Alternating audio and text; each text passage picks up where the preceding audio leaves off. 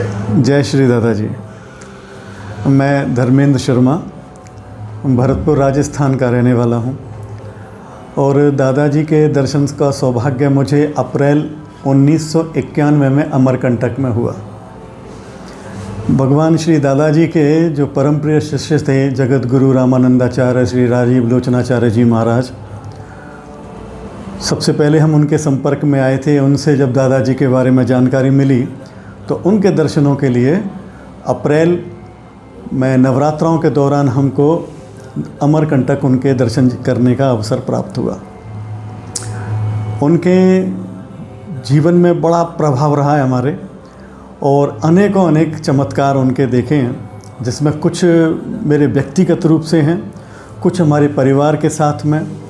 तो एक उनमें से एक मैं घटना आपको अपने परिवार के साथ में जो घटित हुई उसके बारे में आपको बड़े शॉर्ट में आपको बताना चाहूँगा।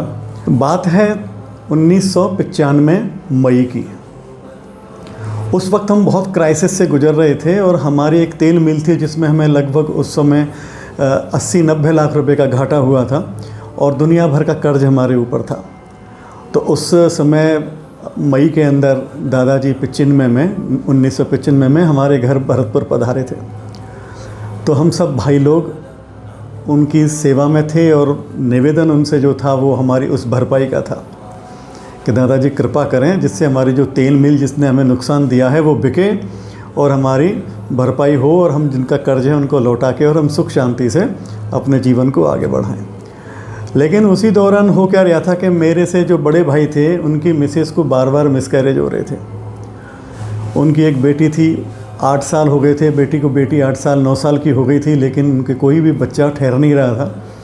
तो हमारी माताजी ने उनसे निवेदन किया दादाजी को कि दादाजी इस बहू के और 8 साल 9 साल हो गए, इसको कोई बच्चा नहीं ठहरता, तो आप कृपा करो इसके ऊपर आशीर्वाद दो जिससे इसको इस बार कोई बच्चा हो जाए, ठहर जाए और वो अच्छे से इस दुनिया में आ सके। तो दादाजी ने बड़े खुश होकर कहा कि ले चिंता मत कर, एक को यहाँ बिठाइयो, एक को यहाँ बिठाइयो और एक को ऐसे खिलाइयो। और उन्होंने ये आशीर्वाद दे दिया। संयोग की बात है कि उस वक्त मेरी जो पत्नी थी वो भी गर्भ से थी, कुछ महीने का गर्भ था। तो हम लोगों में घर में जब बाद में डिस्कशन हुए, जब चर्चा हुई, तो ये हम समझने लगे कि भाई हो सकता है ट्विन्स इसके हों और एक इसके हो, या हो सकता है कि ट्विन्स इसके या एक इसके हो। तो ये चलता रहा। लेकिन जब भाभी जी को 3 महीने हुए उनको प्रेगनेंसी के बाद, तो जब सोनोग्राफी हुई तो डॉक्टर ने बताया कि भाई ये तो ट्रिपलेट्स हैं, 3 बच्चे हैं। तो भाभी जी बड़ी घबरा गई। सीधा अमरकंटक कॉल बुक कराया गया, क्योंकि दादाजी उस वक्त अमरकंटक थे और 95 में अभी एसटीडी की सुविधाएं आई नहीं थी, ट्रंक कॉल ही बुक हुआ करते थे उस समय। तो ट्रंक कॉल बुक हुआ, दादाजी से बात हुई तो दादाजी हंसे और उन्होंने दिलासा देते हुए उन्होंने कहा कि मुन्नी घबराए मत, एक ही है, बस तंदुरुस्त है, वो बिल्कुल हनुमान जी जैसा तंदुरुस्त है, बिल्कुल घबराने की ज़रूरत नहीं है, चिंता मत कर, हम बैठे, हम सब देख लेंगे, समझ लेंगे। बात निकल गई।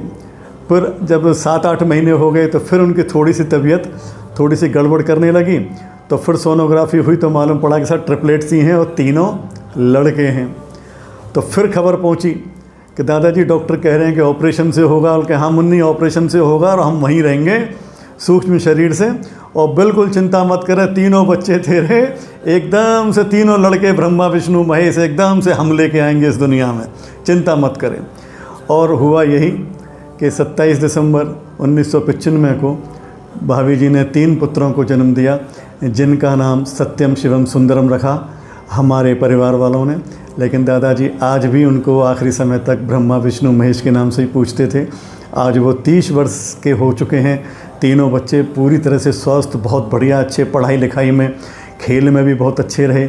अपनी सारी लॉ की इस वक्त वो अपनी कर रहे हैं और दादाजी के आशीर्वाद से बहुत ही बढ़िया कर रहे हैं। और अक्टूबर में, यानी कि 26 अक्टूबर 1995 को मेरी बेटी का जन्म हुआ, जिसका नाम उन्नति, दादाजी उसको प्यार से नेताजी कहते थे, उसका जन्म हुआ। और 27 दिसंबर को 2 महीने बाद भाभी जी के 3 सत्यम शिवम सुंदरम, जो दादाजी की भाषा में ब्रह्मा विष्णु महेश कहलाए।